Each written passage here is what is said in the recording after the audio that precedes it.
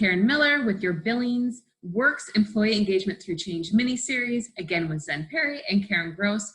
And today we are going to continue to talk about the flip of this. So we really talked about how to keep your team engaged as we went to a shelter in place, work from home, remote meetings and conversations. And now, as we enter phase one of our recovery and we start to slowly bring people back into the office, how do you do that? Because that in and of itself, even though we're going back, that still is change, and that affects our brains and that affects our engagement and ability to really be productive. So as you start to bring your team members back, how do you do that in a way that is kind and graceful and intentional about keeping the safety and health and engagement of your team top of mind? So Karen and Zen, what are your thoughts on that? Thank you, Karen. Such a big question. The first thing that I think of is that people are going to do whatever you celebrate. And so you're going to want to celebrate so very intentionally with people. Celebrate them for being at work and for staying engaged at work. Put some effort into team building with your team. When they get back into the building, they need to get to know one another again.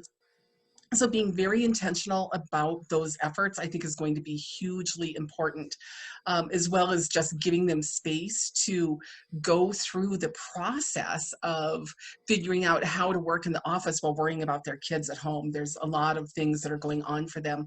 And I know Zen has a great idea around this. So I say team building, and Zen, you say? Take a day a week for a set period of weeks and call it a healing day, and let that employee be paid to do whatever they need to do to heal. I think what we've come through is, I very rarely met anybody that said, you know, work is not stressful.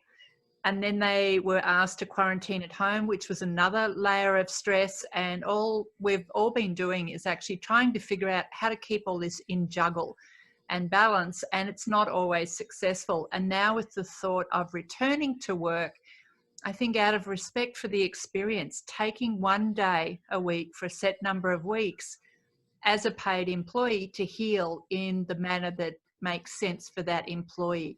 And it might look like they're doing things at home that they might be doing now, but without the pressure of being in quarantine to do it. And I think that's an important part of the healing.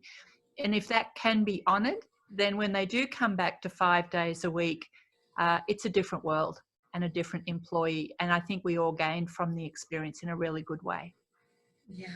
Well, and what a great way to honor and respect your team members, to give them that time and to say, hey, we get that this is hard, but we want you to come back and we want you to stay back. And so we're going to ease in this process slowly, so it's not jarring for you or your sweet brain that's just wigging out right now. Karen, I have a question for you. Team building, love it, getting to know your team again. Thoughts on how you do that when we still have, you know, CDC requirements about stay 6 feet apart, and everybody's trying to respect everybody's space, where I feel like, you know, God, I don't want to do trust falls anyway, but we're really not doing trust falls right now. So what kind of team building activities do you do, knowing that we're still, you know, social distancing? Yeah, so it is interesting. And each team I'm working with is figuring out how to do it in a different way.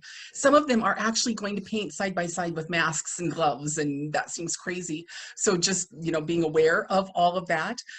But also there are a lot of team building things that you can do where you're spread apart more, and communication exercises, figuring things out where people do have a particular amount of space in between them, because it is where we are and who we are now. So there's lots of fun games that you can do, and games seem silly, and yet that's what our brains need right now, is the comfort of silliness and the idea of figuring it out together. So lots of figure it out projects. Yes, fantastic. Thank you, Karen. And I know you have a slew of those resources that I wanted to reach out and work with you to do some, you know, socially distanced, safe team building activities that they could hire you for this. So thank you both again and always for joining us and for giving our employers fantastic tips and our leaders tools for how to keep their team engaged during this time. Again, I'm Karen Miller with BillingsWorks, and we look forward to talking with you soon.